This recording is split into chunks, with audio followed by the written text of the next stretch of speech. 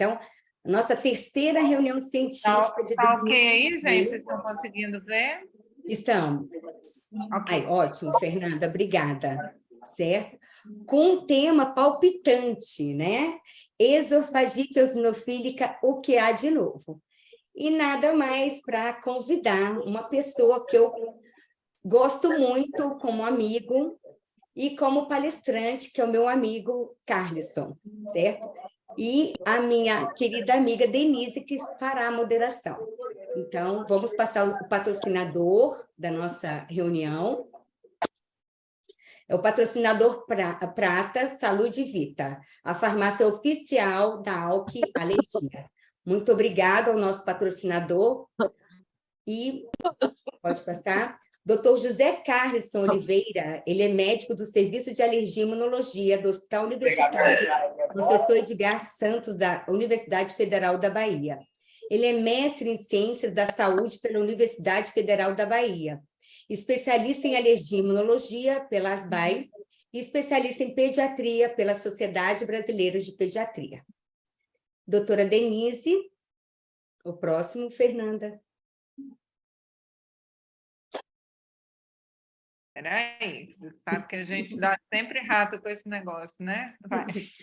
Doutora Denise Camões, especialista em alergia e imunologia pela ASBAI e membro do Conselho Fiscal da ASBAI-DF, gestão 2023-2024. Então, vamos dar início à nossa reunião com o nosso... Esse é depois, Fernanda. Ah, tá bom. Esse é só para a gente apresentar as nossas reuniões científicas. Doutor Carlisson, muito obrigada por ter aceito o nosso convite para proferir essa palestra sobre esofagite eosinofílica. Enquanto a Fernanda está abrindo, olha, o meu final de semana foi a leitura desse livro, que eu recomendo, está muito bom, muito prático, conciso. E agora... Gente, obrigado demais. É muito bom estar entre amigos, porque a gente vai fazer um bate-papo, né? Primeira coisa, vocês podem interromper qualquer horário, qualquer dúvida, logo em seguida, não deixa, se tiver alguma coisa, vai falando. É para a gente fazer isso uma sessão bem interativa, se vocês quiserem, pode ir parando. Esse livro me deu um trabalho, me botaram para escrever endótipos e fenótipos lá atrás, quando nem se falava tanto em endótipo e fenótipo de esofagite eosinofílica. Mas foi uma coisa boa, foi muito bom. É bem instigante, viu? Uma doença que a gente não tinha, né? E cada vez mais isso está lotando os nossos consultórios. Deixa eu compartilhar aqui minha tela. Deixa eu compartilhar. Então, por favor, desliguem o áudio.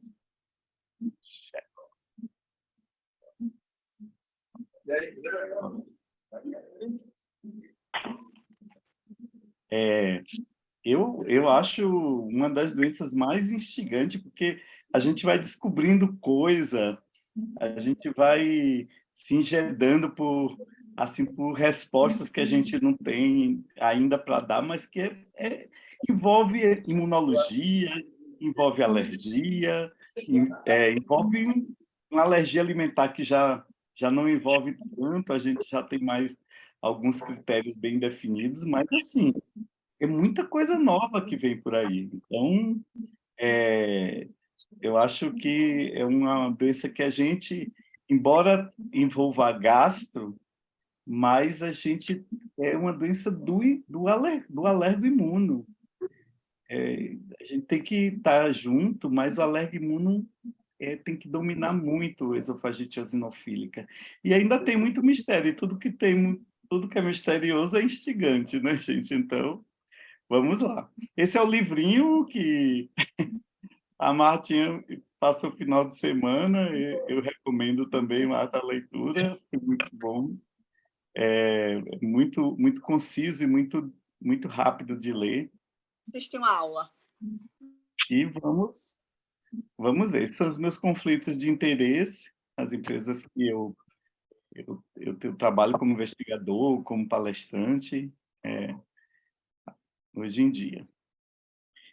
E assim, a gente começa lá de trás, né? A gente de quando a gente nem conhecia nada, né? Então, não é uma doença antiga, né? Está ali, 1993, eu entrei em medicina em 83, imagina, 10 anos antes a gente falava, nem sabia o que era esofagite eosinofílica, e inicialmente foi isso que a gente começou a se descrever, que existia uma disfagia com eosinófilo que era distinto de tudo, né? Que eles já tinham sido descrito. Então, as primeiras descrições vêm aí, de 1993, então é bem recente, por isso que muita coisa a gente ainda não sabe, né? Então, e que envolve também muita imunologia. E aí, já em 94, um ano depois, saiu esse artigo mostrando que já definindo os aspectos dessa nova esofagite, onde havia um infiltrado eosinofílico. O eosinófilo não faz parte de algum tecido. O eosinófilo está lá como célula de resposta mesmo. Então, e o esôfago era isso. A gente não via eosinófilo no esôfago? Via, sim. Mas o que? Nas infecções gastrointestinais, a gente via eosinófilo nas parasitoses, mas assim, fora de tudo, fazendo disfagia, parecia um refluxo que não fechava bem refluxo, então isso não era visto. Mas aí, já em 94, eles definem uma síndrome idiopática eosinofílica que vem exatamente com esses aspectos de característica de infiltrado bem importante a nível endoscópico. E aí a coisa vai seguindo, começa até que chega em 2017, onde realmente a gente tem o primeiro consenso assim, muito bem estabelecido, né? Um consenso da e onde ele mostra, ele já define tudo, que esofagite eosinofílica é uma doença do esôfago. E aí isso é extremamente importante. Se teve doença inflamação em outra área do trato digestório, não é esofagite eosinofílica, ele é uma outra patologia. Então, é uma doença local do esôfago. E é caracterizada por sintomas principalmente de disfagia, mas por causa de uma predominância de um infiltrado inflamatório e que teria que ser excluída outras causas, como até hoje a gente precisa excluir outras causas, desde que esse infiltrado inflamatório. Hoje isso está bem mais evidente do que é esofagite mesmo. Embora a gente viva num país com muita parasitose, a gente já não perde esse diagnóstico tão fácil para as esofagites que têm vinda de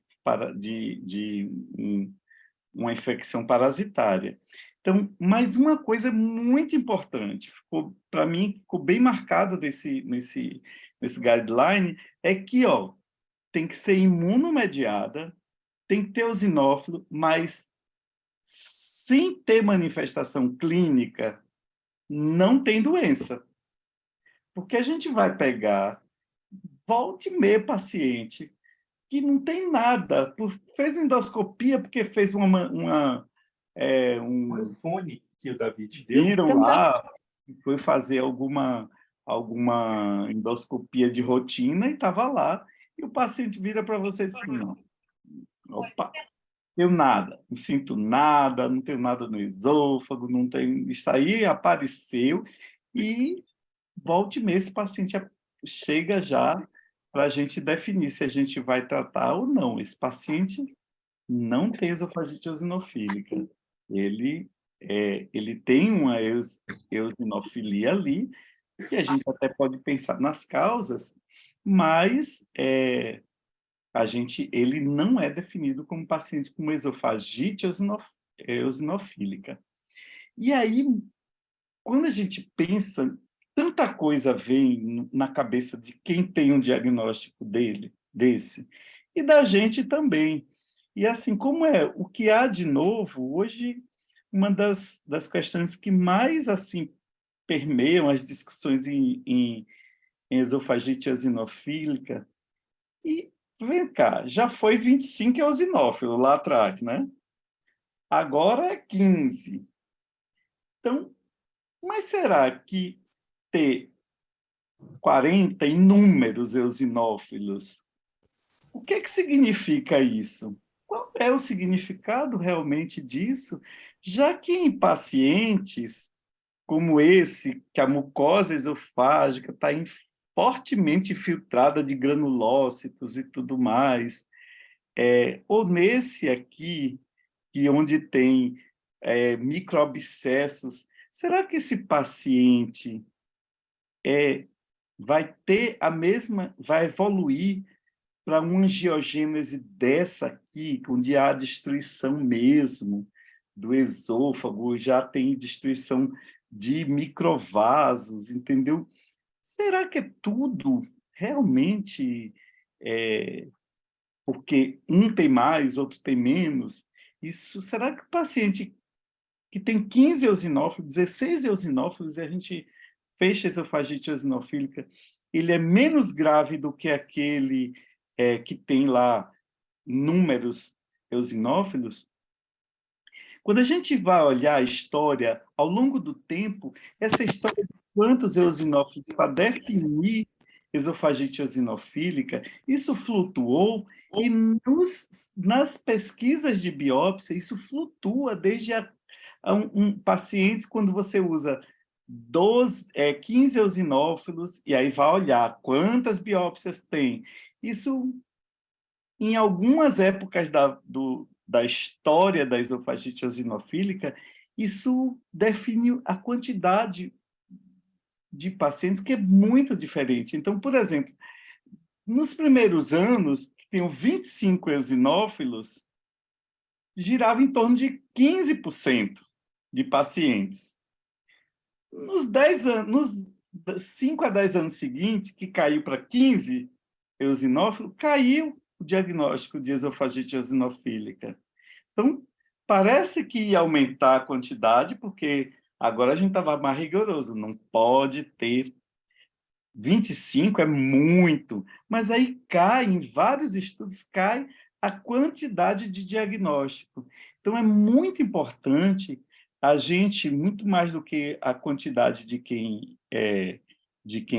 o que a gente está olhando ali, se ele está bem corado, se o corante está um corante certo, quem faz a biópsia, onde é que ele está pegando a biópsia, se pega realmente todo o esôfago, se ele cora direitinho, se aquele patologista que está olhando ali, ele fez uma lâmina boa para a gente realmente fazer um bom diagnóstico, porque tudo isso muda. E se ele nos deu pistas de que, por exemplo, aquele infiltrado já é um infiltrado onde tem muito mais aspectos de doença mais crônica, porque isso vai impactar muito no que a gente vai pensar em tratar desse paciente.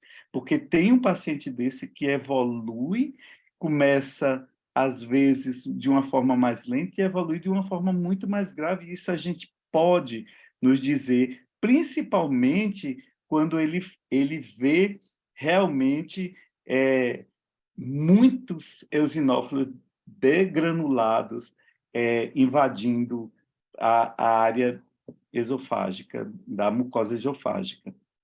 A outra coisa que se discute muito é que se a gente está pegando realmente todos os quadros de esofagite eosinofílica, porque tem aqueles pacientes que, por mais que a gente trate, ele diz assim, caiu eosinófilo, caiu tudo, mas eu sinto. Será que a gente não está pegando pouca mucosa, ou que a gente teria que ir até a muscular, porque tem vários pacientes que têm infiltração da muscular por eosinófilo. Então, isso é uma discussão muito grande hoje. Quanto realmente desse infiltrado vai demonstrar que aquele paciente é um paciente grave, ou é um paciente mais leve, ou um paciente que vai fibrosar, ou um paciente que realmente vai ter uma doença mais séria? São perguntas que ainda vão ficar para a gente responder, mas que é bom a gente pensar que nem sempre aquele doente que tem 15 eosinófilos é um doente que a gente vai deixar de tratar ele bem e seguir bem. Todos esses pacientes precisam ser muito bem conduzidos para que depois ele não vá ter não volte para você depois de um tempo e com a doença bem mais grave. Então, o que é que já tem muito fortemente bem estabelecido? Quais são os fatos que já são assim de extrema relevância? Claro, a doença crônica, imunomediada, isso todo mundo sabe. É uma doença imunológica do esôfago, por uma inflamação onde predomina eosinófilo. Tem mais coisa? É só eosinófilo? Não. Tem várias outras células. Tem linfócito B invadindo, a gente já sabe. Tem mastócito. Mastócito está em todas, né? Então, mas já tem muita doença, muito artigo novo mostrando o papel do mastócito na esofagite eosinofílica, mas hoje tem uma prevalência de 1 para cada 3.000 habitantes. Gente, é muita gente aparecendo, e a gente nota realmente que a gente que não tinha essa patologia, cada dia mais aparece esses doentes. E não acho que é só diagnóstico, não. E nem os patologistas, nem os imunologistas, os imunogenéticos, porque eles acham que esses genes, a gente vai discutir um pouquinho mais lá, eles estão sendo passados cada vez mais de uma geração para outra geração, e se expressando muito mais do que antigamente. Então, há uma incidência e prevalência comparada à doença de Crohn. Ela afeta adultos e crianças. Se você olhar alguns estudos, eles mostram 32 adultos, 30 crianças, é quase a mesma coisa, mas a faixa etária dos adultos, paciente adulto jovem, olha a falácia, né? Quando a gente está naquela, já dando todo o gás, bebendo todos, farriando, comendo tudo, vem lá, é uma esofagite eosinofílica. E eu tenho um marido o ex-marido, né? Eu sempre digo que ele é de uma colega médica, que ele, quando estava com ela me trouxe, fez uma esofagite gravíssima, e aí e ele ficou ótimo, ficou todo bem, eu liberei dieta, liberei tudo, que estava todo... E ele ficou bem anos, depois ele voltou com a esofagite, o esôfago acabado.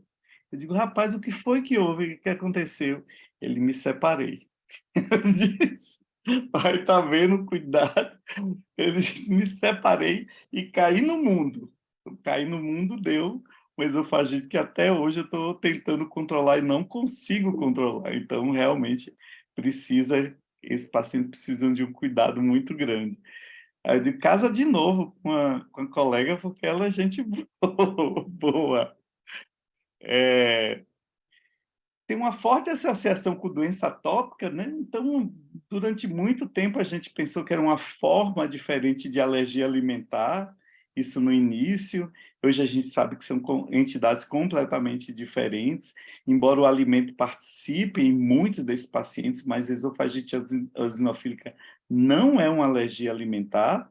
Essa história também de dizer que a esofagite eosinofílica faz parte da marcha atópica, isso não é bem assim. Você vê crianças que só têm a esofagite eosinofílica.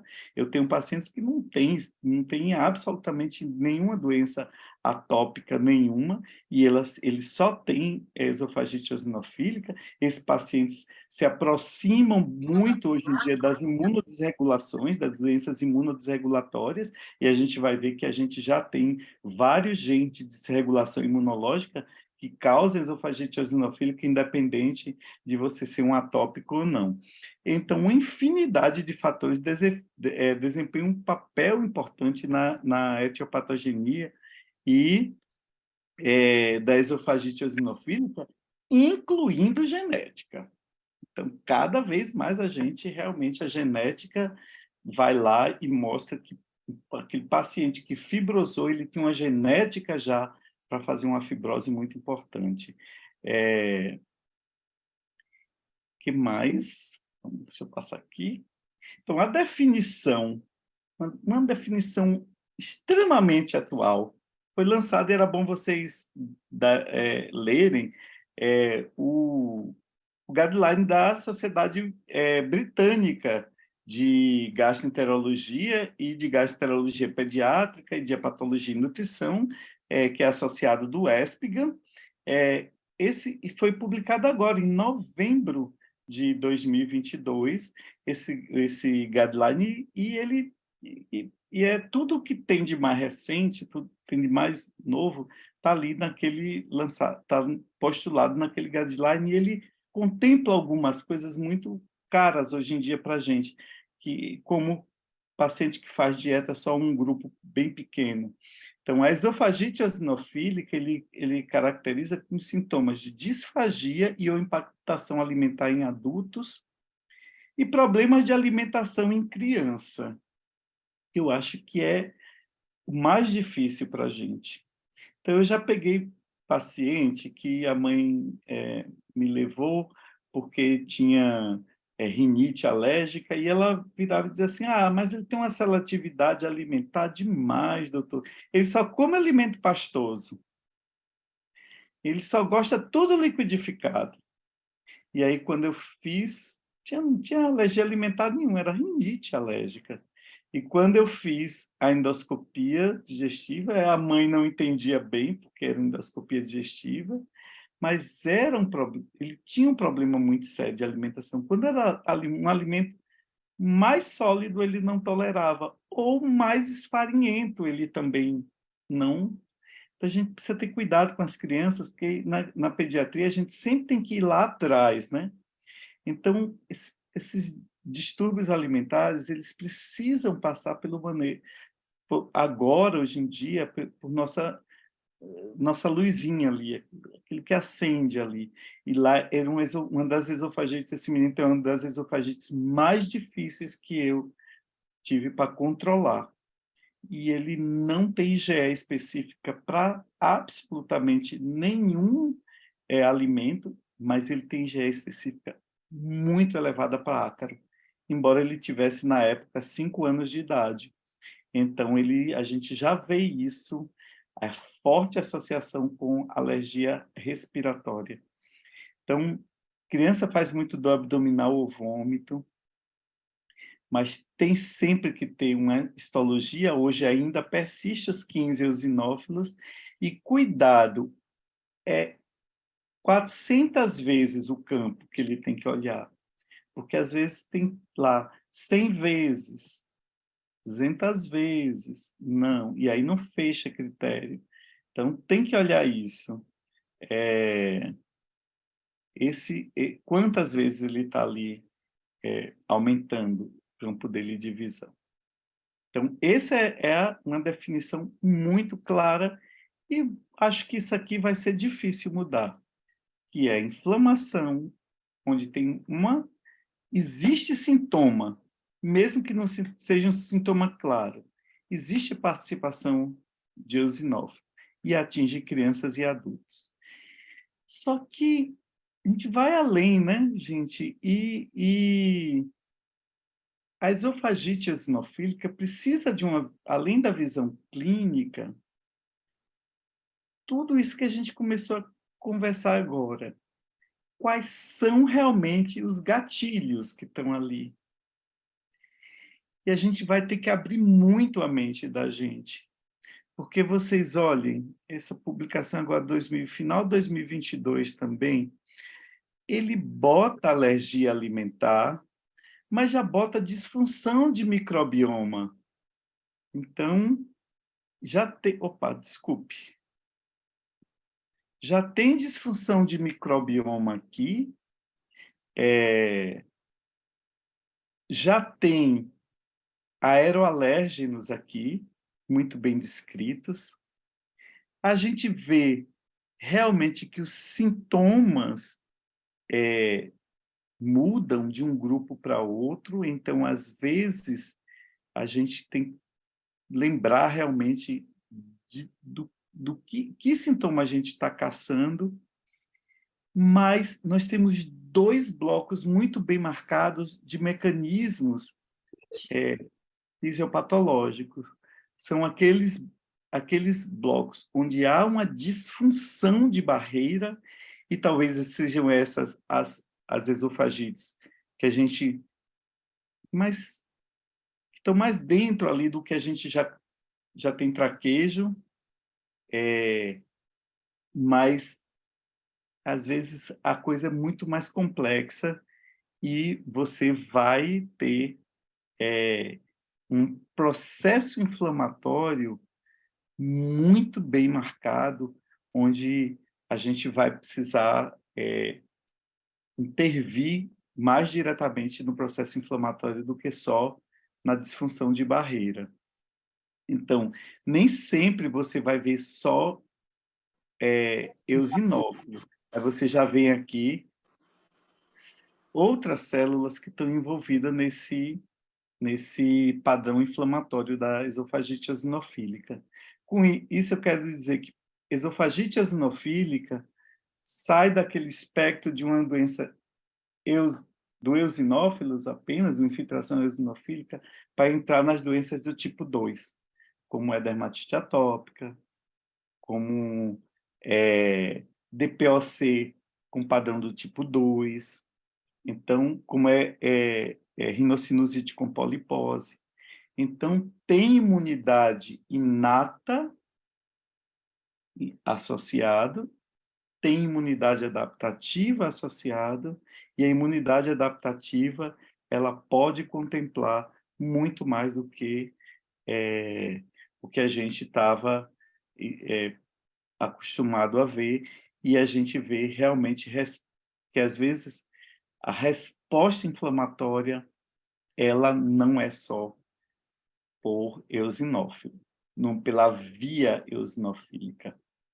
Então, isso a gente precisa realmente de estar atento, porque isso vai cair e vai dar substrato para a gente saber qual é a terapia que a gente vai escolher para aquele paciente, ou qual paciente a gente vai ter que intervir com muito mais propriedade. Então, o algoritmo de diagnóstico tem apresentação clínica, sempre biópsia, não tem como a gente fugir disso, e a biópsia é aquela biópsia que tem que contemplar vários pontos do esôfago, tem que ter mais do que 15 eosinófilos, e com isso a gente vai fechar.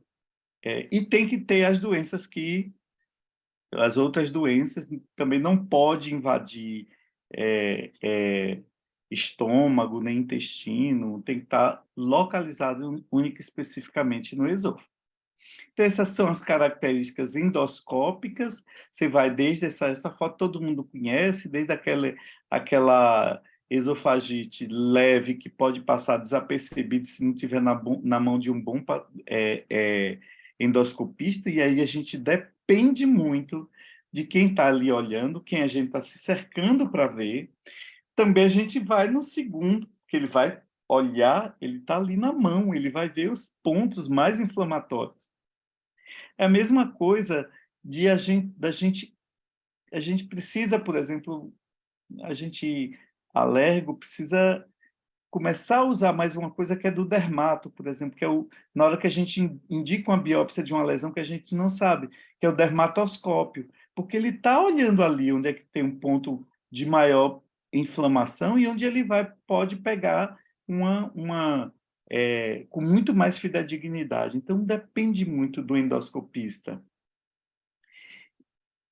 O outro aspecto, esse aspecto já onde existe anéis, edemas mais pronunciados, aquelas estrias que são descritas, lá os sulcos mais graves, isso aí, aqui ele já realmente já, até às vezes já bota, endofagite eosinofílica, mas tem que ter a resposta da anatomopatologia.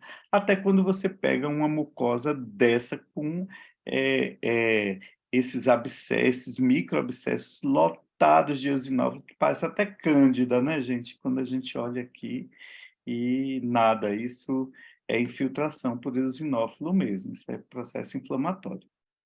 Então, isso precisa realmente de um bom endoscopista e de um bom anatomopatologista. Então, quando eu indico, eu já vou tentando indicar para aqueles que eu sei que realmente têm esse cuidado de fazer uma boa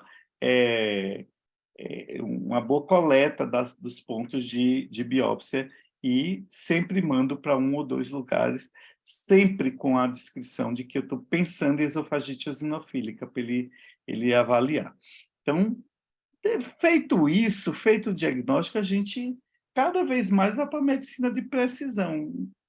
A gente vai para dois pontos, ou fenotipar ou endotipar. Nem sempre a gente vai conseguir fazer isso, mas a gente tem que, numa doença onde a gente tem muitas variáveis, tem muita coisa sendo descoberta agora, a gente tem que ter cuidado com esses pontos. Não tem jeito. Na hora ali, a gente vai ter que entender quem é mais aquele paciente. Se aquele paciente é um paciente que tem um padrão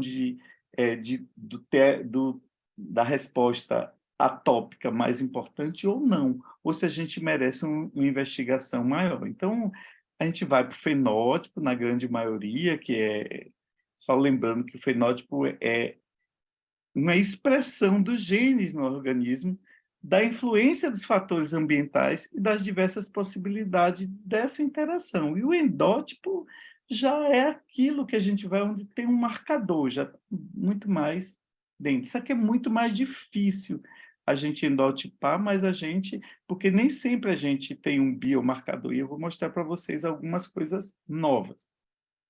Então, a esofagite eosinofílica, fenotipicamente, a gente pode olhar a idade, porque a gente tem doenças com expressões diferentes no adulto e na criança, a gravidade do que da sintomatologia ou a gravidade da endoscopia que está se apresentando, se ele já fez algum tratamento, se esse paciente já vem tratado com alguma coisa, ou se o colega já olhou e já disse assim, esse paciente esse esôfago já está todo fibrosado, se esse paciente tem alguma doença do tecido conjuntivo e, claro, associação com as alergias.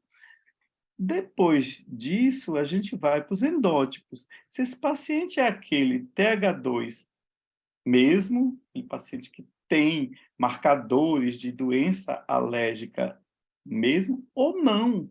Se esse é um paciente que não tem nada, a mãe disse, não tem alergia alimentar, a rinite que ele tem, os quadros inflamatórios é mais naquele coisa, esse paciente não tem asma. Se ele já tem uma alteração de barreira epitelial, a gente pode ver exatamente pensando no que o endoscopista vai dizer para a gente, se tem fibrose e se ele tem algum marcador genético, que também, isso aqui é mais difícil, mas hoje, com a gente pensando nos erros inatos da imunidade muito mais, isso aqui vai ficar cada vez mais evidente. Eu vou mostrar para vocês que algumas doenças genéticas, imunogenéticas, elas já fazem parte dos endótipos. Então, paciente com características genéticas, fenotípicas e endotípicas precisam ser vistos dessa forma para que a gente possa ver qual a melhor condução que a gente vai ter dele. Então, os aspectos a serem considerados no fenótipo é aquele que eu falei lá. Então, idade de início da apresentação clínica, ou a idade do paciente, ou quando a doença se inicia. Se ela iniciou na primeira infância, se ela iniciou depois, presença ou não de atopia, como é que estão os sintomas atualmente, como é a endoscopia, como está a anatomia do esôfago, a histologia do que se apresenta e se houve já algum tratamento e se esse tratamento foi eficaz ou não. E o fenótipo e resposta terapêutica, a gente acabou tem ser cada vez mais, existe uma tentativa cada vez maior de fenotipar para a gente avaliar a resposta terapêutica, e a gente apenas conseguiu três formas assim de fenótipo. É uma forma leve, com respostas a todas as formas de tratamentos, uma forma clássica, que é a que a gente mais vê, mas que ela responde muito pouco àquela monoterapia com IBP. Lembra que lá atrás, eu vou mostrar isso lá na frente, a gente usava o IBP como um diagnóstico, uma ferramenta de diagnóstico? O IBP já fez parte do nosso diagnóstico. Então, tinha a tal eosinofilia esofágica responsiva ao inibidor de bomba de próton, que não existe mais isso. Então, mas o paciente pode não responder, ou pode responder com uma forma mais leve de esofagite eosinofílica. E também, esses pacientes, eles podem responder muito bem à eliminação de antígenos. Então, já, além da terapia com medicamento, ele precisa de um outro aditivo, que é a terapia, os tratamentos dietéticos ou o corticoide deglutido, né? O uso de corticoide deglutido. E o terceiro fenótipo é aquele fenótipo grave, né? Que realmente a gente diz, esse paciente vai me dar trabalho. Esse fenótipo aqui, eu lhe juro, no meu consultório ele vem pouco para mim, mas no Hospital das Clínicas, eu não vejo muito pouco esses dois fenótipos de cima. Isso quer dizer que a gente vai ter que estar cada vez mais com o gastro para entender como é que foi a vida desse paciente, como é que foi a história desse paciente com a esofagite eosinofílica, porque a grande maioria desses pacientes, eles estão na mão dos gastroenterologistas, porque eles já têm uma disfunção esofágica muito grave. Então, e muitos deles já precisaram de atuação de dilatação ou para liberar mais por causa de estenose ou retirada endoscópica de alimento. E aí o gastro, eles mandam logo para o gastro muito mais do que para a gente. Então, eu tenho um pouco esse paciente no meu consultório, mas esse praticamente é o paciente que eu acompanho lá no Hospital das Clínicas. Eu quase não acompanho essas formas leves e essas formas que respondem só ao tratamento. Então, aqui estão os três tipos, né,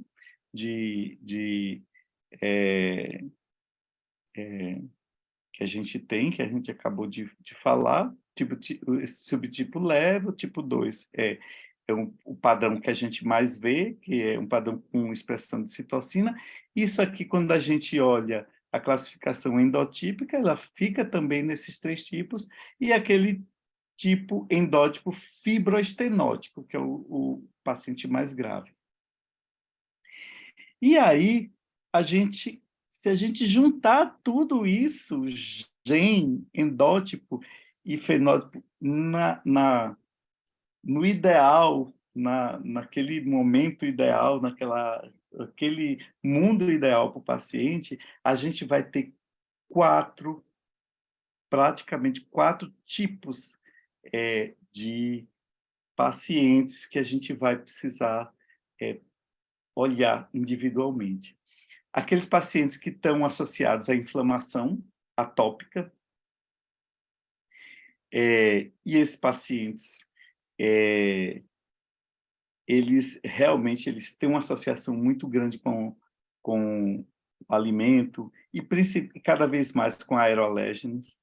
Aquele paciente onde tem um aumento de fibrose, onde você vê muito TGF-beta, alteração de TGF-beta, receptor TGF-beta, e a gente vê muita disfunção de receptores de fibrina. Aqueles pacientes que têm muita disfunção de barreira. E essa disfunção de barreira, ele está muito associado àqueles genes que fazem disfunção de barreira.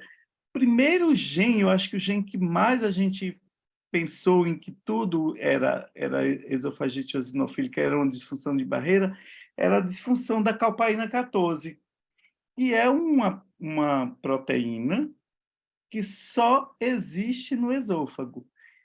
E já teve até um artigo onde dizendo que esofagite eosinofílica não seria uma doença imunológica, seria uma calpainopatia, porque os pacientes todos saíram no Allergy há uns 7, 8 anos atrás, uns 7 anos atrás, onde definia como a grande maioria esses pacientes tendo disfunção de barreira, principalmente por disfunção da calpaína 14, que é uma proteína de soldadura, de integridade, que só existe no esôfago, ou até de outras integrinas, como a filagrina, e outras mais que pudessem fazer essa disfunção de barreira. Isso a gente viu que realmente não é só isso, principalmente porque começa a se associar, olha bem, doenças genéticas raras. Então, ganho de função de STAT3, STAT6,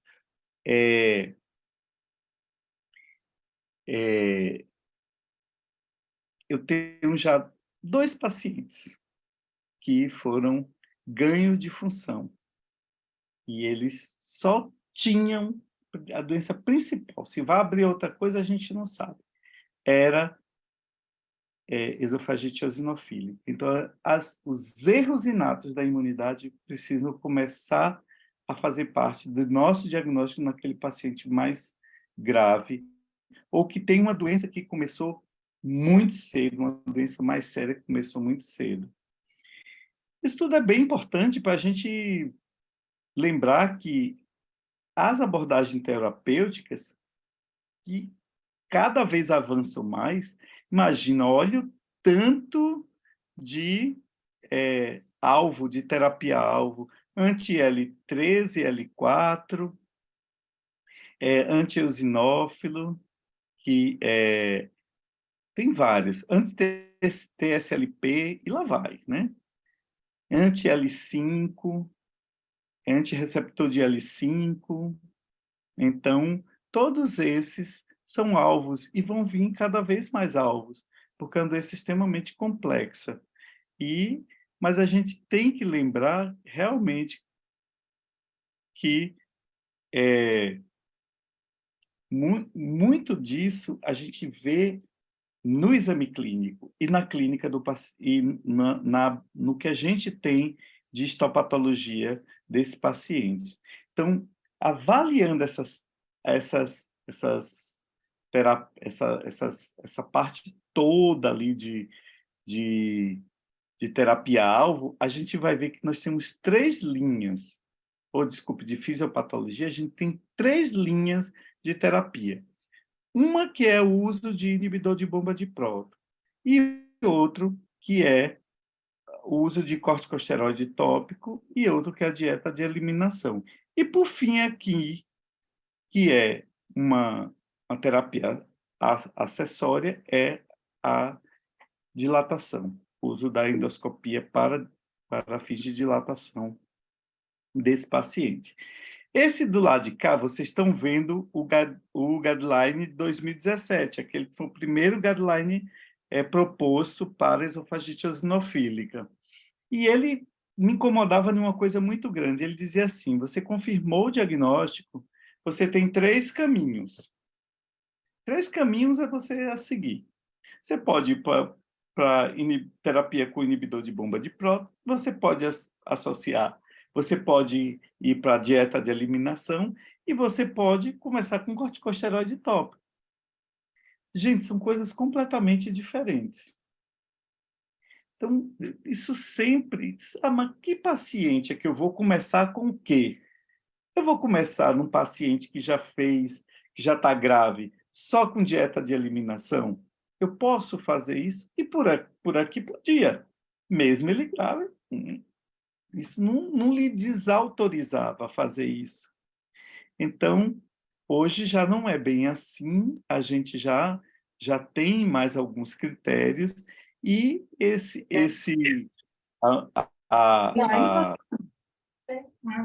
grupo aqui propõe que a gente tem 2 caminhos, que está tudo tá ainda no mesmo, mas já melhora. Você tem um caminho que é a dieta de eliminação, que é um caminho muito difícil, e um caminho que é a terapia farmacológica, que pode ser corticosteroide tópico, pode ser inibidor de bomba de próton, ou uma coisa que ele já bota aqui, extremamente relevante, biológico.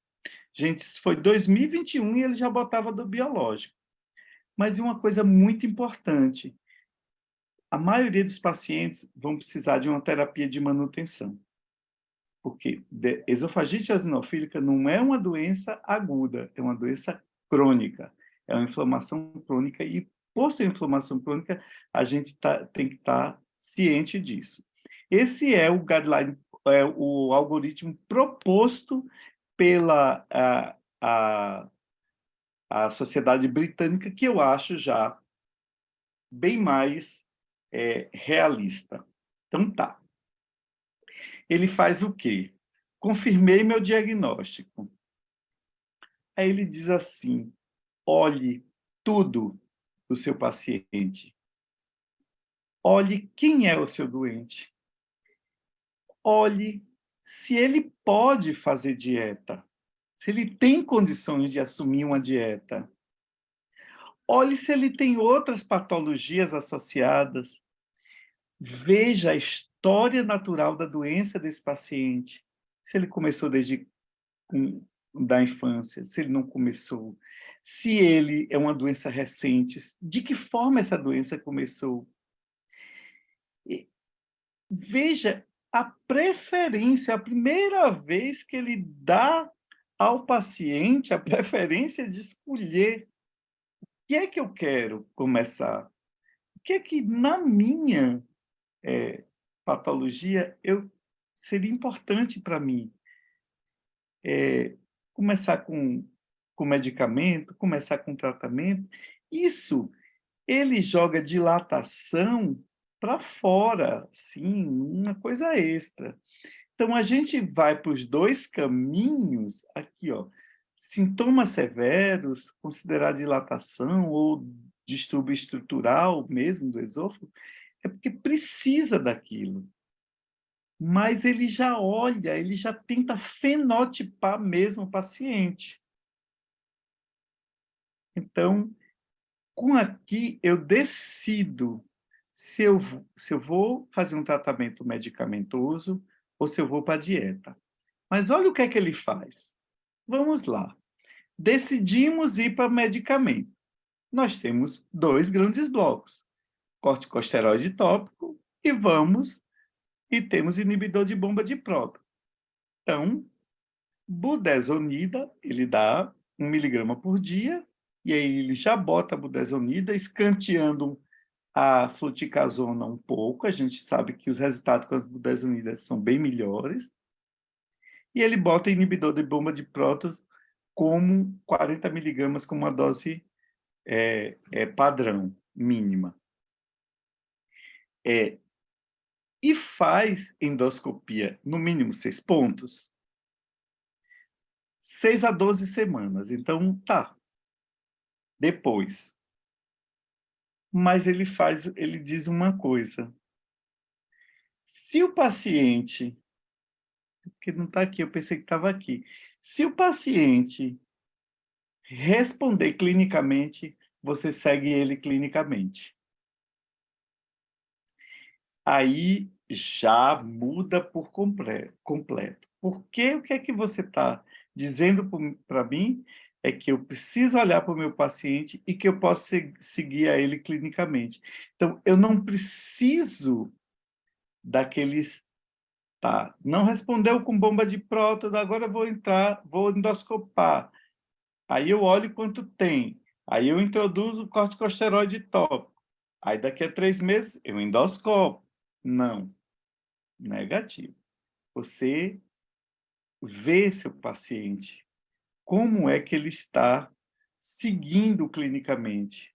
Então, e uma coisa bem importante é você escalonar isso, vai para cima, vai para baixo, tirar, reduzir dose, a depender do que clinicamente você está vendo. Então, isso mudou muita coisa. E eu acho que cada vez mais a gente vai entrar nesse esquema. Exceto quando você vai para a dieta. Então, a dieta, ele precisa ser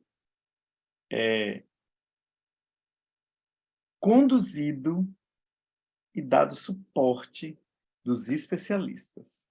Então, a dieta é o único ponto de escolha onde você realmente vai ter muito mais trabalho. E vocês vão ver, deixa eu ver se está nesse próximo slide. Não, está na frente, está.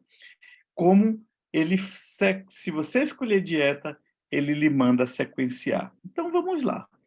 Inibidor de bomba de próton. Inicialmente, era para tratar somente aquela eosinofilia esofágica, e a gente estava fazendo diagnóstico, então, isso aqui é uma linha do tempo, até a gente começar a utilizar o inibidor de bomba de próton, que é o mais recente, como parte do tratamento, e não como parte do diagnóstico. Isso por quê? Porque o inibidor de bomba de próton não é somente o inibidor de bomba de próton. O que a gente sabia? Que ele tinha uma função antissecretória importante e que isso ia melhorar, já que não estava ácido ali, inflamando aquela mucosa, ele não ia... ele ia desinflamar. Certo? Claro que é, sim. Isso é um fator, é uma das atividades do inibidor de bomba de próton. Mas ele é muito mais do que isso. Ele tem uma função que aproxima muito ele do que são os medicamentos mais modernos para tratamento, como são os biológicos. Então, ele bloqueia a expressão de moléculas de adesão na superfície celular, impedindo migração de célula para o sítio inflamatório. Ele bloqueia a expressão de ataxina 3, que recruta o eosinófilo até dizer chega. Ele faz um estímulo à expressão de normalização do receptor de hidrocarboneto. Então, que é muito importante para as disfunções de barreira. E ele inibe a atividade de algumas enzimas não gástricas que também fazem uma indução na secreção de eotaxina 3, isso mediada por interleucina 4. Então, ele é muito mais do que um inibidor, é um anti-inflamatório só de superfície. Então, por isso que hoje, se a gente for olhar como é a resposta clínica histológica aos IBPs, é muito boa. Vocês veem nesse estudo que avaliou vários trabalhos assim em crianças, isso ainda não foi publicado, mas você nota um ou outro estudo onde essa resposta é baixa. A grande maioria responde muito bem.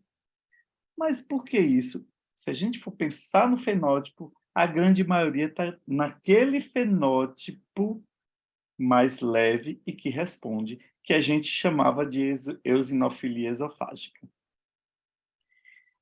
Tá. E aí, a gente vai para o segundo bloco de tratamento, que são os corticosteroides tópicos, e aqui não tem por que a gente dizer que não. A gente sabia desde o início que, já que é uma doença inflamatória, que os corticosteroides seriam um ponto de partida. Nunca corticosteroide oral, viu, gente? Sistêmico.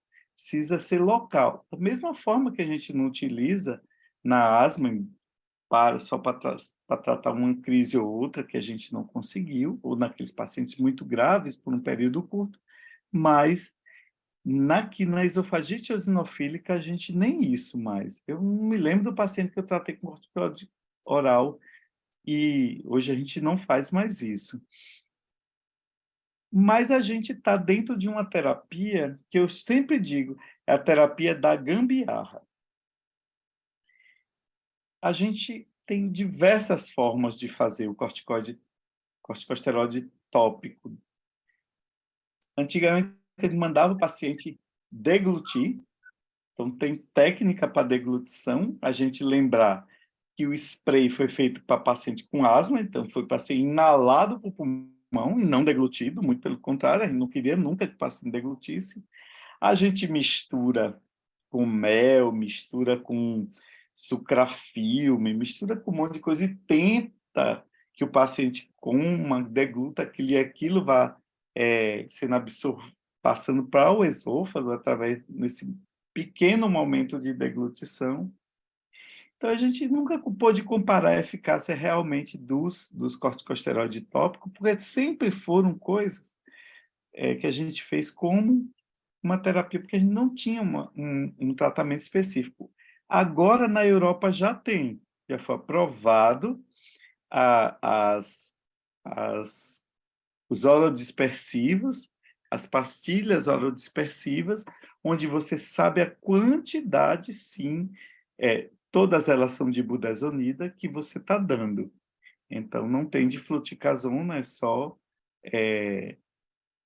um comprimido orodispersivo para absorção no esôfago. Então, a gente aí vai realmente, daqui a algum ponto, saber, inclusive, se é seguro mesmo a terapia, o corticosteroide tópico, da mesma forma que a gente teve que dar essa resposta nos corticosteroides inalados. Então, aqui você vê dosagem inicial, não é uma dosagem baixa, então você vê 880 microgramas a 1.760 microgramas, né?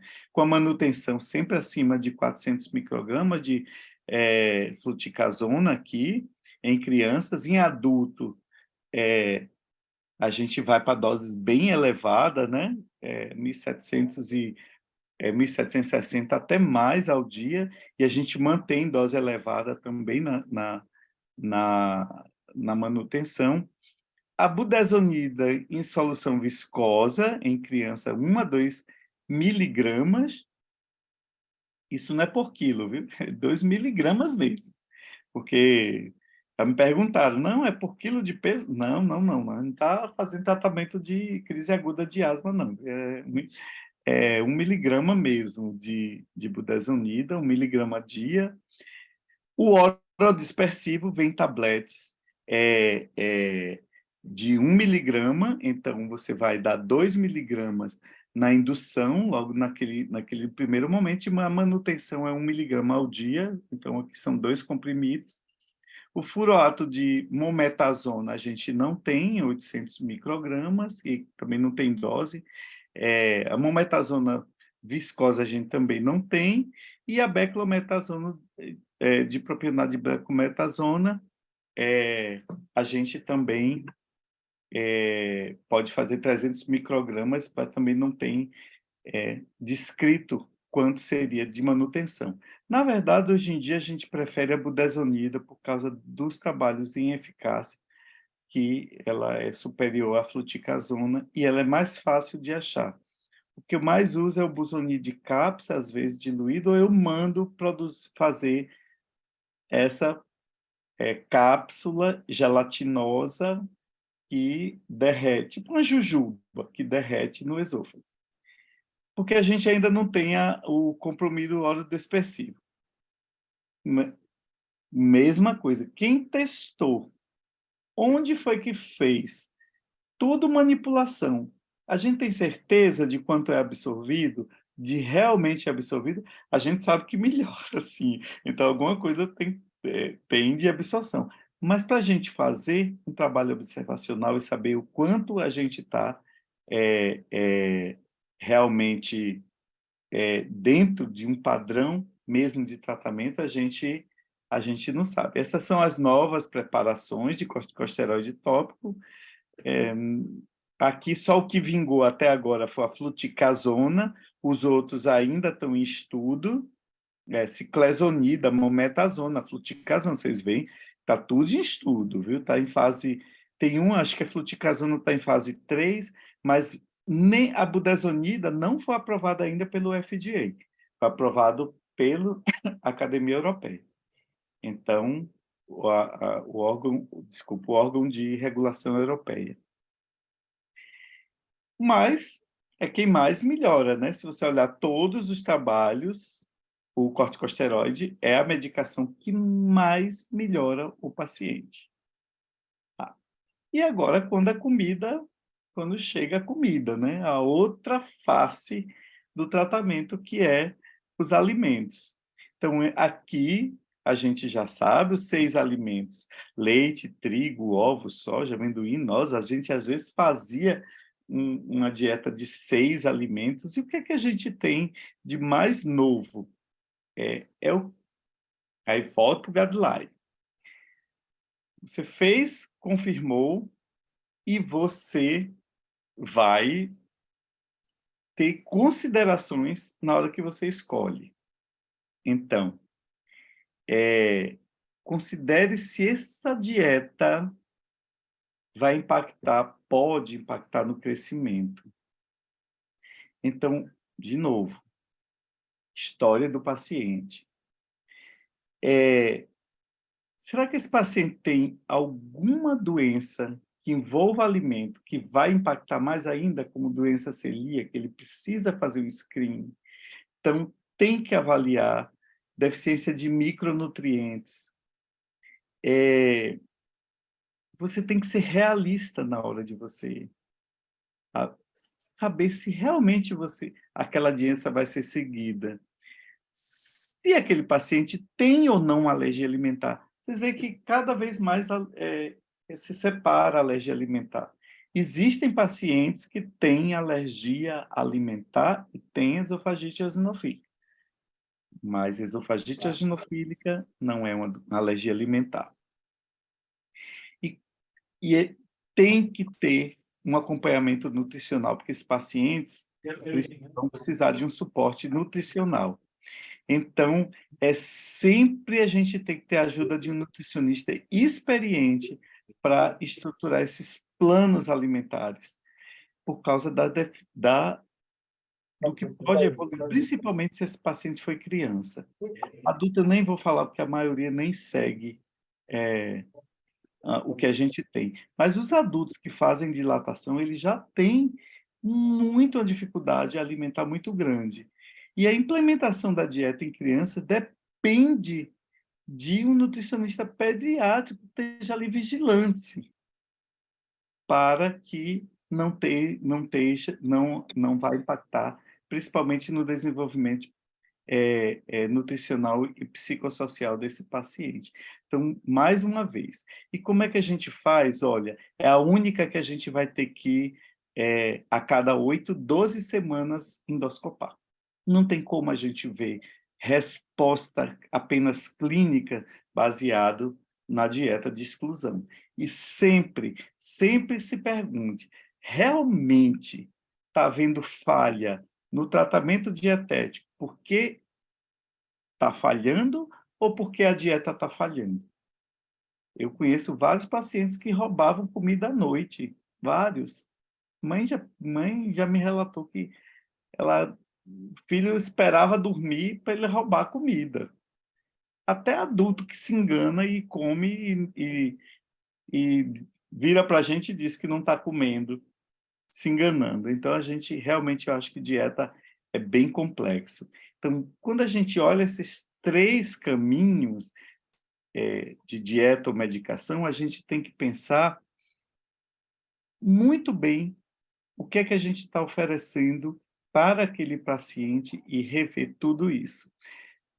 Então, pensando nisso, a gente foi ver qual a preferência, o que está no mundo real. E aí eu achei esse trabalho super, super bacana, que pega o banco de dados da Academia Europeia sobre esofagite eosinofílica. Então, ele sequenciou a preferência dos tratamentos com médicos, né? Então, na primeira linha do tratamento, 76% dos pacientes foram tratados com inibidor de bomba de próton, como primeira linha. E, como segundo, o corticosteroide deglutido, ele vem em segundo lugar como 10,5%. Intervenção dietética, apenas 7,8%. Se a gente pensar tratamento de segunda linha, olha, a grande maioria, eles iam para dieta. Então, eles primeiro faziam inibidor de bomba de próton, se não melhorava, começava a fazer dieta no paciente, antes de vir para corticoide deglutido. Isso, ao meu ver, não tem muito sentido. Eu iria segundo para o corticoide deglutido, ou isso para depois avaliar a dieta. Mas aqui, na Europa, a dieta ficou como uma segunda linha de tratamento. Mais importante foi a dieta, mais usada, na verdade. Deixa eu ver aqui, acho que o último, e a eficácia da terapia com esofagite eosinofílica em mundo real. Então, a gente tinha que remissão estava abaixo de 5 eosinófilos que a gente achava lá em 400 campos de grande aumento. Então, tá. Então, quem era mais eficaz? Corticosteroide tópico, inibidor de bomba de próton ou dieta? Então, você vê. Para remissão mesmo, corticosteroide tópico, 54,8% dos pacientes havia remissão. E resposta? Resposta é aquilo que cai dos 15, não é remissão. Resposta, que mais respondia eram os pacientes na primeira linha de tratamento que faziam dieta. Então, dieta responde, mas não faz remissão de doença. E sem resposta, a grande maioria, como na primeira linha de tratamento, era inibidor de bomba de próton. Aliás, desculpe, era dieta de exclusão, seguido de pertozinho por inibidor de bomba de próton. E que menos respondia, ou que menos não tinha resposta, era corticosteroide tópico, mostrando realmente o padrão inflamatório, o padrão de resposta inflamatória que tem todos os pacientes de esofagite eosinofílica. Por isso, a gente ainda não tem essa coisa mágica, eu vou para... O melhor é corticosteroide tópico, o melhor é inibidor de bomba de próton, o melhor é dieta, mas dieta já fica restrito cada vez mais àqueles pacientes que não respondem com tratamento medicamentoso.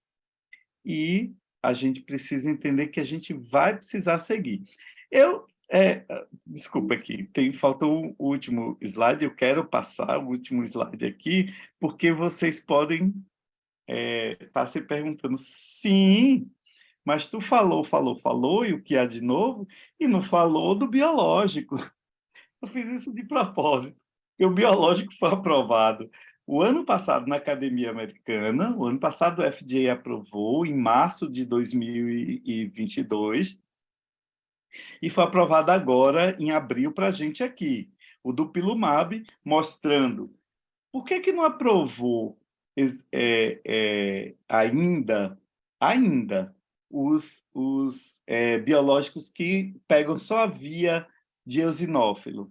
Porque, realmente, quando você bloqueia, e eu acho que aí o TSLP vai talvez dê muito mais resposta para a gente do que os outros, já tem vários trabalhos com TSLP, mas quando você pega uma via sinalizatória de T2 bem importante e essa via também pega a via de liberação de eosinófilo, você é muito mais assertivo. Então, o Dupilumab, o primeiro biológico aprovado mundialmente para tratar. A agência europeia aprovou em fevereiro e um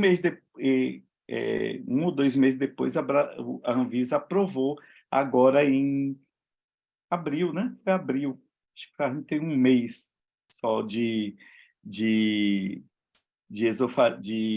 Dupilumab.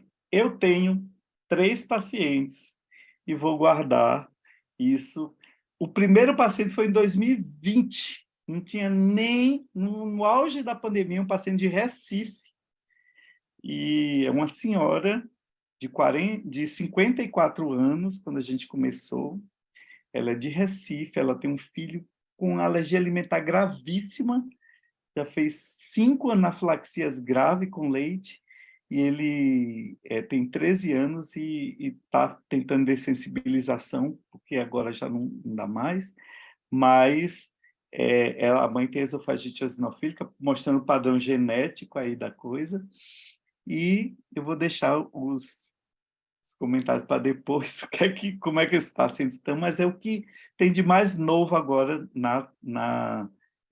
no tratamento de esofagite eosinofílica. Esse é o meu grupo, aqui é a Joyce, aqui é a Joana Emília, aqui é o chefinho, o Dr. Regis, que todo mundo conhece, aqui é a Leila. Todo mundo pensa que eu sou casado com a Leila, mas não sou casado não com a Leila. A Leila é casada com um grande amigo, mas até os pacientes assim, eu fui para sua esposa. Eu digo, já sei, de tanto que a gente anda junto, e aqui as nossas enfermeiras lá do grupo, eu queria agradecer muito esse grupo, sem ele não tem nada do que a gente já fez lá no Hospital das Clínicas. Obrigado, gente. Isso que eu falo mais em Martinha. Excelente aula. Eu estou aqui com a Denise. Estamos juntinhos aqui assistindo essa aula. Foi muito excelente aula. Certo? Agora eu passo a palavra para a doutora Denise Camões, para fazer a moderação. Carlson, a gente primeiro tem que agradecer pela SBAI-DF a sua excelente apresentação. Foi maravilhosa, foi de uma expertise que você começou lá nos primórdios. É uma doença nova, realmente, é instigante, realmente, e quanto mais se lê, mais se estuda, mais vontade tem de aprender e mais novidades acontecem, né? E você foi lá do comecinho, desde a suspeição, de todo o fenótipo, endótipo, genética, tratamentos, tudo até chegar no fim, nos tratamentos atuais e nos imunobiológicos, que o imunobiológico foi aprovado agora. Então, foi tão completa, tão clara, tão maravilhosa essa aula, que eu não tenho que falar nada, só tenho que agradecer e aguardar as perguntas. Muito obrigada mesmo. Nós já temos uma pergunta. A pergunta é da doutora Rafaela Gaia. Existe alguma recomendação sobre corticoide deglutido em gestante com esofagite eosinofílica? Não, não tem nenhuma recomendação, porque a gente... Rafa, obrigado. Rafael, é do meu... A Rafaela trabalha comigo lá. Eu roubei a Rafaela da Gaia, da Rosa Gaia, gente, lá de Maceió, de tão boa que essa menina é. Mas não tem, assim, e provavelmente a gente só vai ter depois que, agora que começaram a chegar os comprimidos orodispersivos, porque eles só estão postulados como tópico que a gente pode manipular ali e fazer. Mas não tem na bula de nenhum corticoide, de nenhum canto do mundo, o tratamento para esofagite eosinofílica. Então, não tem como você liberar para a gestante. Mas eu faço, sim. Eu já tive eu tenho uma paciente que ela tem esofagite eosinofílica, ela já passou por 2 gestações e a gente não conseguiu tirar, ela faz tratamento muito longo, é um quadro bem acentuado, e ela já passou por 2 gestações. E a gente, pelo que a gente tem de asma, a gente sabe que realmente é seguro, sim, mas recomendação mesmo em gestante não tem. E tem que tratar, né? Igual Tem que tratar, não tem jeito. Carlos, eu queria assim, ver a sua na prática, né? Então, o gastro mandou para você, como alergista, para você realmente fazer investigação se tem alergia alimentar ou não. E aí eu queria ver com você se você faz o prick test, se você faz o ISAC, se você faz o PET test, e quando tudo dá negativo, mesmo assim, você tira o alimento ou não? Você realmente vai por outro caminho? Eu vou por outro caminho. Primeiro, eu vou por história clínica. Eu acho que o paciente, a alergia alimentar, o paciente já lhe dá informações muito bem precisas de que tem alimento envolvido. Então, se você esmiuçar, ele vai lhe dizer, eu pioro com isso. E aí é o que me guia, é a história clínica do paciente. Eu não faço nenhum exame, na prática mesmo, de investigação de IgE específica, quer prick, quer seja... a não ser que tenha uma história muito bem documentada. Eu não tiro exame alimento empiricamente. Eu raramente vou para esse quadro, essa via, essa terceira via que é o uso da dieta, porque eu acho muito complexo. É complexo na criança, que a gente tem muito mais facilidade, mas é muito... Eu nunca vi um adulto... Aliás, a única adulto que conseguiu fazer absolutamente de leite e trigo foi essa mãe desse menino, a primeira paciente que eu usei do Pilumab. Mas, assim, era porque ela disse, eu não como leite, porque daqui em casa não entra, porque ele já teve anafilaxia inalatória. E como ele também tem a trigo, ela tirou trigo também. Mas eu já tive paciente, Martinha, que era esofagite eosinofílica com alergia alimentar em adulto. Então, ele já dizia, meu filho é celíaco e eu não tenho doença celíaca. Quando eu fiz IgE específica para glúten e para trigo, estava lá, ó, bem positivo. Tirei e foi um divisor de águas no tratamento da esofagite eosinofílica. Eu sei que não é isso só, porque ele realmente tirou mesmo, ele fez dieta, esofagite melhorou, mas não zerou. Então, não é só uma alergia alimentar. O alimento aí tem uma participação. Então, a história precisa ser muito bem esmiuçada. Então, a gente volta Exatamente. por... E eu tenho, assim, um paciente que já veio comigo, não, doutora, o outro médico, o gastro, já disse que é ovo, tirou o ovo. Mas eu, às vezes, tenho muito medo desse paciente ficar muito... E os exames dele... Aí eu fui fazer exame, né? Aí fiz o ISAC, fiz o prick test, fiz o PET test, todos negativos. E, lógico, a gente fica, assim, super receosa, porque a gente... E esse menino, ele não vai desenvolver tolerância, daqui a pouco ele vai ter uma alergia alimentar iatrogênica, né? Exatamente. Eu volto tudo, sinceramente. Na prática clínica, volto tudo, eu prefiro fazer meu tratamento, porque a gente vai estar, daqui a pouco, se ele tiver realmente um padrão de fazer uma alergia alimentar, a gente vai estar com dois problemas. Uma esofagite eosinofílica com alergia alimentar.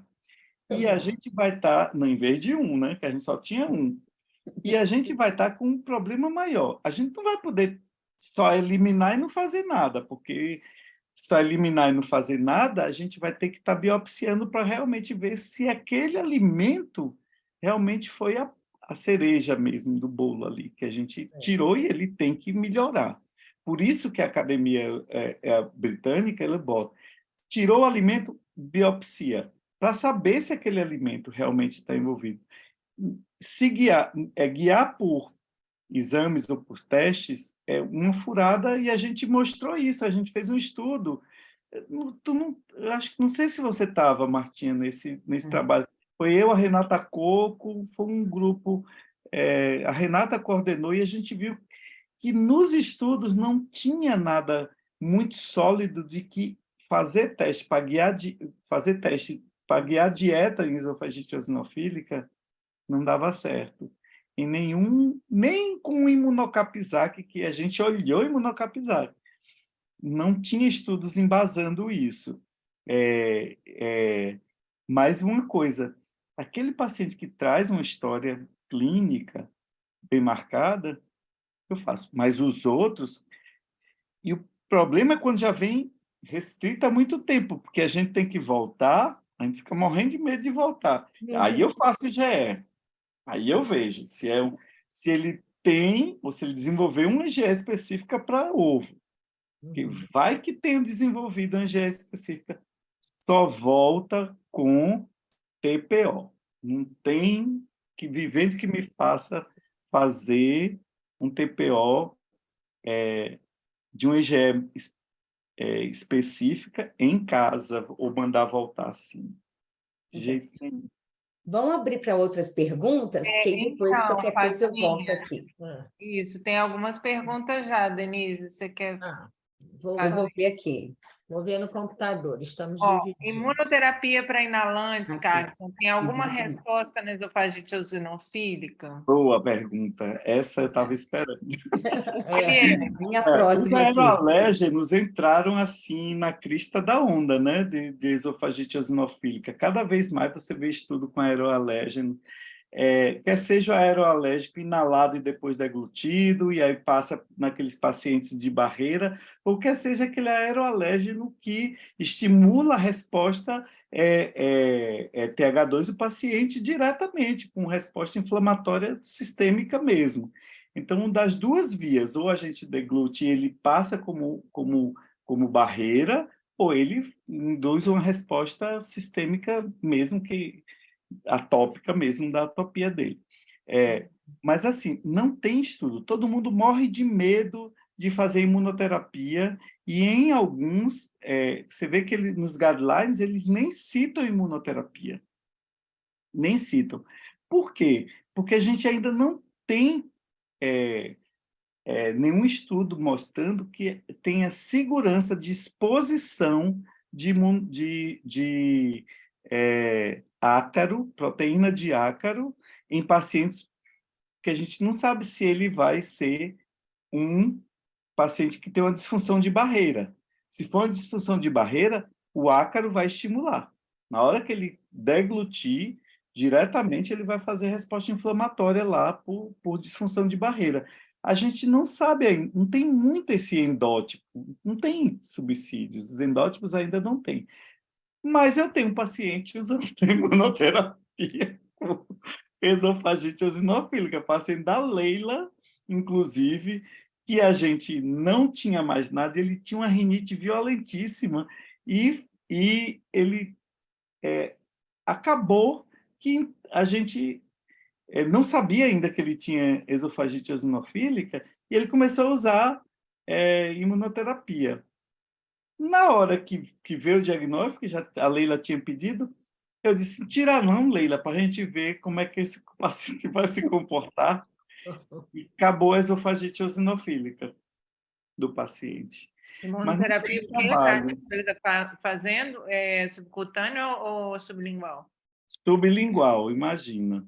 Porque subcutâneo lá no hospital, eles têm que voltar muito. Esse paciente era do interior e não tinha como voltar, né?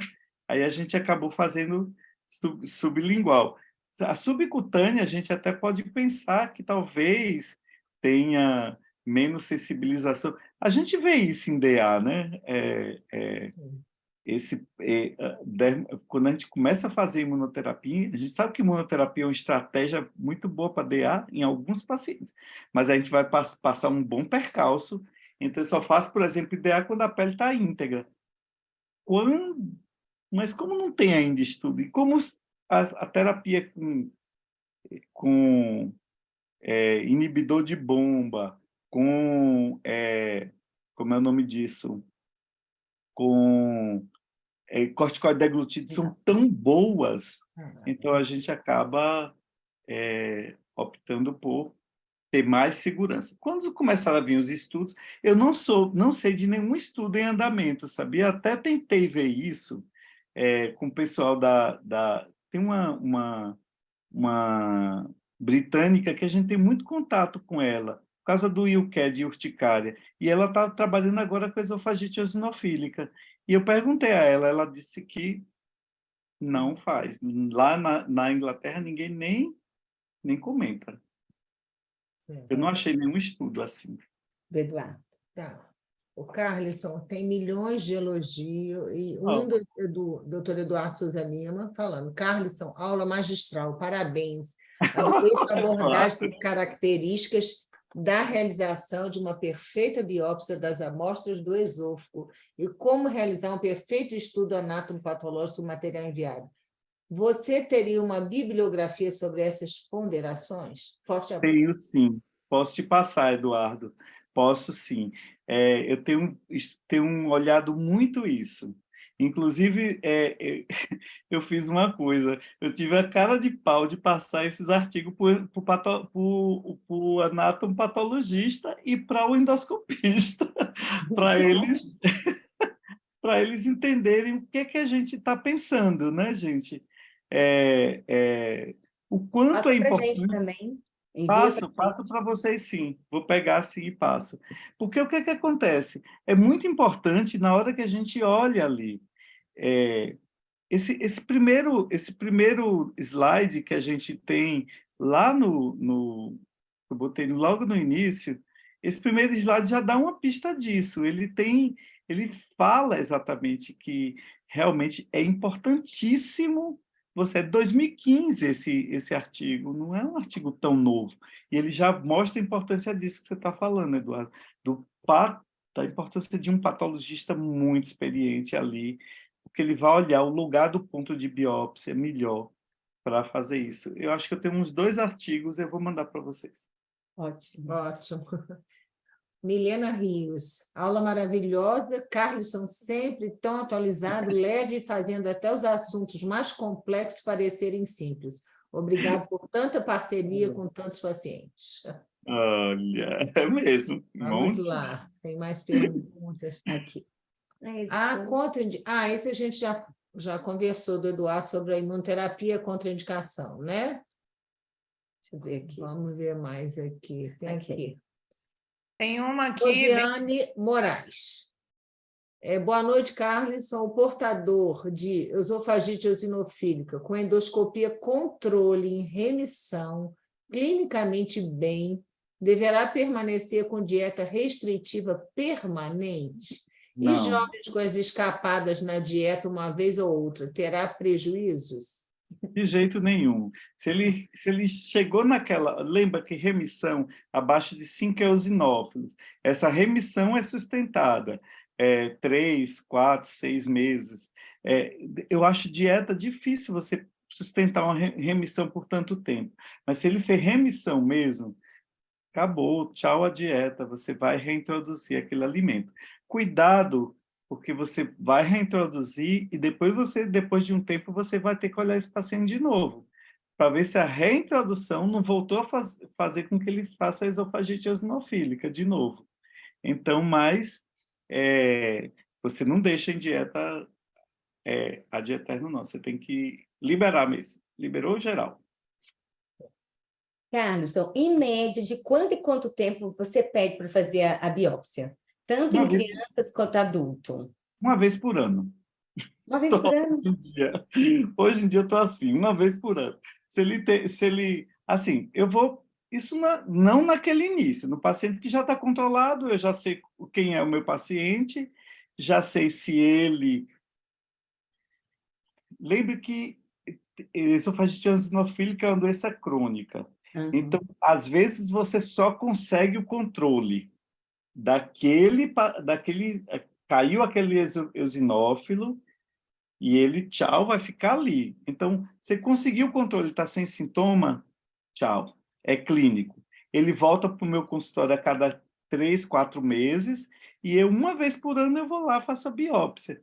Se essa biópsia muda, aí eu vou pensar se eu vou realmente... Vai depender muito da nosso, assim, só se aumentou muito. Eu tenho um paciente bem interessante, que é um menino de Feira de Santana, que ele não chegou a remitir, mas ele tinha incontáveis eosinófilos. Aquela coisa, será que significa muito eosinófilo? E ele controlou os sintomas na hora, com inibidor de bomba de próton. Rapidinho. Mas o máximo que eu consegui chegar a ele foram 20 eosinófilos. E aí, esse paciente, eu biopsio muito, não biopsio, vou para o corticoide deglutido. Lembra que eosinófilo, ele não tem no esôfago. Então, esse paciente, eu acho que merece, e são aquelas questões que a gente vai precisar avaliar. Mas esse paciente você transita, vai para a terapia, onde ele fique sem eosinófilo e sem sintoma. Então, na hora que você conseguiu isso, acabou. Aí você faz o step down, você vai tentar tirar aquilo que você adicionou, ou o inibidor, ou o corticoide deglutido, ou a dieta. Eu acho sempre dieta mais complexo, né? Mas isso é uma visão muito particular minha, entendeu? Mas Temos mais uma perguntinha. Tem duas ainda. Uma da Ingrid, dizendo: queremos saber como estão seus pacientes com dupilumab. E parabéns, Carlson. Aí, Minas Gerais. Obrigada, Ingrid. Ingrid, deixa eu te dizer como é que estão. Maravilhosamente bem, sem dieta. A mãe do menino está com dieta porque ela não tem, isso não, ela foi uma escolha de vida dela, mas por mim ela já teria ido. Não estão usando o corticoide deglutido e não estão usando o inibidor de bomba de próton. Todos os 3 pacientes já tinham feito dilatação pelo menos 2 vezes. Imagina, então, pacientes graves. Todos os 3 já tinham indícios de fibrose. E dos 2, já tem um esôfago normal. Então, assim, aquela fibrose não havia remodelado ainda, mesmo, pelo menos de imagem. Porque, às vezes, eu peço para o endoscopista realmente olhar mesmo o que está ali não biopsiar tanto, porque imagina, são tantas biópsias num esôfago que está muito frágil, você corre o risco de sangramento, você tem que ter muito cuidado. Então, esses pacientes, eles estão já com 2 com biópsia sem indícios de fibrose, gente. Então, eu acho que quando vier corpo mesmo, e já está tendo, isso a gente vai realmente ter muito mais assim, indícios de que o anticorpo monoclonal ele realmente parece que é o melhor tratamento para os pacientes, pelo menos pacientes mais graves. Claro que os mais leves, que melhoram, é uma coisa mais ou menos o que a gente está vendo agora com a asma, onde a gente já fala em cura, mas em cura naqueles pacientes onde a gente começa intervenção muito precoce. Então, E a última pergunta. Não, tem duas ainda. Ainda tem mais dúvida. Como você... eu adoro pergunta. Como você orienta na prática o uso da budesonida? Eu mando fazer aqui eu entrei em contato com uma... É a fórmula, né? Uma empresa, tem até em outros estados de manipulação, e peço a concentração que eu quero em pastilha gelatinosa que eles fazem lá. Eles têm um veículo, que é essa pastilha gelatinosa, que ela dissolve, parece uma jujuba, ela vai dissolvendo. Então, hoje eu estou orientando nesse padrão. Gente, eu vi um pôster uma vez num congresso, se eu não me engano, foi da Academia Europeia, lá em Portugal. Tinha relato de um caso de paciente que ele fazia tratamento de esofagite eosinofílica com mel de abelha. E ele começou a fazer hipotonia do esôfago. Inclusive, você viu que foi um efeito colateral, provavelmente o tratamento com o corticoide reduziu a capacidade enzimática dele quebrar a bótula, a botulina que tem, e fez um quadro semelhante ao que a criança faz por botulismo localizado. Então, um posto. Então, depois desse dia, eu nunca mais botei em mel que eu botava. Aí botava, às vezes, em mel caro, os pacientes que não conseguem fazer. Eu pego Busonide Caps, abro e boto no mel caro, porque é o mais fácil de encontrar. E o mais barato, né, hoje em dia, né? Então, é o que eu faço hoje em dia, mas mando geralmente formular. Que aí eu sei quanto é que vem ali naquela cápsulazinha. Embora a gente não saiba como é a absorção disso, né? Tem uma pergunta de Kellerson Cruz. O biológico se retira quanto tempo depois da remissão? Não tem ainda. Eu quero... por mim, ele vai ficar. Aí, como paciente de dermatite atópica por muito tempo, até quando a gente tiver certeza. O biológico foi aprovado, foi o Dupilumab, cuidado que ele tem uma dose diferente, 300 miligramas por semana, então a dose é elevada. O primeiro biológico o primeiro paciente que eu fiz em 2020, a gente não tinha essa dose. Então, o que é que eu fiz? Eu fiz a dose de dermatite atópica, fiz 600 miligramas, depois fazia 300 miligramas a cada 14 dias. E ela respondeu muito bem, mas nos estudos essa dose não foi suficiente para tratar uma grande maioria dos pacientes. A dose correta é 300 miligramas semanalmente. Então, é uma dose mais alta, e a gente vai ter que ainda comer muito pé de livre, fazer muito estudo de vida real, viu? Eu já vou aqui aproveitar o momento já para convidar todo mundo. A gente vai ter duas palestras, o simpósio de imunobiológico no Rio de Janeiro, final do mês de junho, Eu vou falar sobre exatamente isso, viu?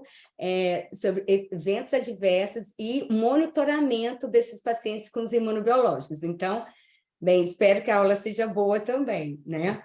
E o segundo, lembrar do nosso simpósio em agosto, que vai ser só de imunobiológicos, gente, vai ser fantástico. Então, já estou aqui convidando a todos para essas 2 aulas de imunobiológicos. Tem mais alguma pergunta? Alguém quer fazer algum... Olha, só elogios aqui, viu, Carlson? Até a Ingrid falou aqui, que parabéns à Regional DF pela escolha do tema e do Carlson como professor. E a Natasha, Faltou uma pergunta aqui, Patinha, da Maria Viziara. Se o Carlson já usou IgG4 como marcador para algum alimento, Carlson. Se o quê? Você já usou IgG4 como marcador para algum alimento? Muito bom.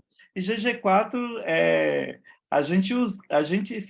IgG4 é um marcador que a gente ainda não sabe muito bem para que serve. Ele é marcador de resposta, né? Para cada IgE específica que a gente teoricamente tem um IgG4 modulador, e tem aquela relação que quando a IgG4, esse padrão inverte para o lado da IgG4, realmente seria um ponto onde havia controle da resposta imunológica, resposta da IgE específica, mas na esofagite eosinofílica a gente ainda não tem absolutamente nada do IgG4 como marcador. Tem algumas tentativas, mas como a IgG4 específica só existe da Thermo-Scientific, que é só uma fábrica no mundo, empresa no mundo, ficou difícil em alguns estudos. Inclusive, eu vi um estudo o ano passado, tentando exatamente questionando se aquele padrão de fluorescência feita na IgG4 era específica. E o que acontece, por exemplo, com os pacientes que têm defeito de IgG4? Tem hiper-IgG4 ou tem deficiência de IgG4? Será que eles não têm modulação imunológica? Porque muito desse paciente nem alergia tem. Então, é um marcador ainda que a gente não sabe muito bem como é que vai conduzir. Nem alergia alimentar, viu, gente? Se fala muito de imunoterapia, né? O IgG4 para imunoterapia, para condução de... Mas eu acho que caiu um pouquinho isso. Não sei aí, vocês, como é que vocês têm visto. Eu fui um entusiasta da IgG4, depois eu dei uma esfriada, porque eu não via que na prática clínica ele me ajudava em muita coisa. Só para você ter ideia, todos os pacientes que eu fiz com IgG4 baixa de alergia à proteína de leite de vaca, eles responderam. Foi isso que me deu um banho de água fria. Eu usei para fazer TPO, para ver o teste de provocação. E foram 3, mas os 3 tiveram TPO positivo. Então, foi um banho de água fria mesmo. O agradecimento da Natasha. A doutora Natasha, pode vir aqui. A doutora Natasha, mesmo distante, está agradecendo pela participação de todos, a discussão muito rica, agradecendo a você, e que foi maravilhoso a palestra, e isso tem que se repetir. Muito bom mesmo. Obrigada a você. Daqui a um ano queremos mais, Carlson. Novidades. Novidades, né? Vamos ver. A gente está com a gastro agora abrindo um ambulatório de esofagite eosinofílica, então vamos lá. Deixa eu só perguntar uma última coisa. No livro de vocês falam daquela endoscopia que pode fazer no ambulatório, que é pequenininho, deve ser tipo uma videonaso, né? Isso mesmo. Sem anestesia, sem nada. Isso vocês já estão fazendo? Não temos nenhum aparelho ainda, mas o pessoal, nesse ambulatório da gastro, que é um ambulatório de disfunções esofágicas, que a gente vai abrir a parte só de esofagite eosinofílica agora, eles estão adquirindo esse aparelho. O pessoal do Rio de Janeiro, o pessoal do grupo do Abraão, que é um gastro, tem uma experiência maravilhosa em esofagite eosinofílica, eles já estão fazendo, eles usam praticamente isso eu acho que muito, o tempo né? vai ser uma boa estratégia, né? Ai, que ótimo. Muito obrigada, agradecendo a Oh, todos os obrigado. participantes. Mas eu gostaria que a gente tirasse uma foto. Ah, vamos tirar. Só para dizer, porque eu levei um puxão de orelha da minha amiga aí, que disse que eu quase me mijei de dar risada hoje. Ela disse, eu lhe convidei. E foi mesmo, foi a Martinha. Disse, fala para a gente lá de esofagite, você deu uma aula lá no Congresso. Mas muito obrigado. Mas é aquilo que tu falou. Saiu da presidência, perdeu, viu?